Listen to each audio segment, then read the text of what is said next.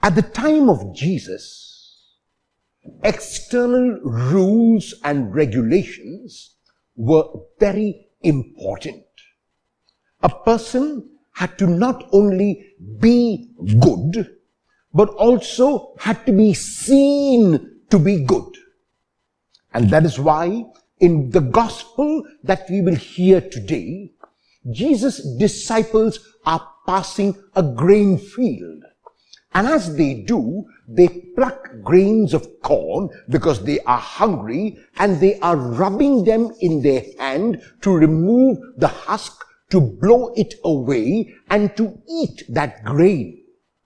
The law at the time of Jesus allowed anyone passing through even a stranger's field to pluck grains of corn. However, the person was not allowed to bring a sickle and cut the stalks. So plucking grain was not a sin. Plucking grain was allowed by the law.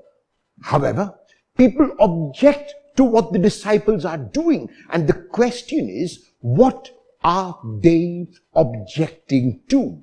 They are objecting to the fact that the disciples were rubbing the grains of corn in their hand, which they consider as cooking food.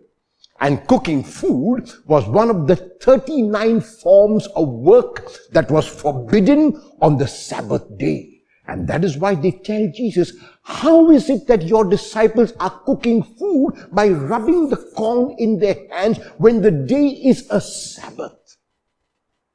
And in his response, which is typical of Jesus, Jesus defends his disciples again. When he tells those who make this objection that the rule is made for the human person. And the human person is not made for the rule. If the rule becomes an end in itself, it has to be rethought of. The rule is only a means to an end. The rules are made, let us say, on the road in India to drive on the left-hand side, and that is for the sake of order. If someone says, I want to break the rule because I have come from America or from Canada, and we drive on the right side of the road, that person is bound to not only kill him or herself possibly, but also cause accidents and kill others. So such a rule is made for order, and every rule has to be seen in this perspective.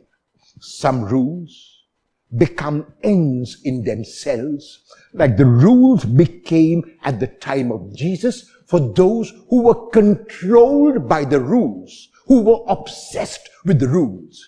And Jesus says, no.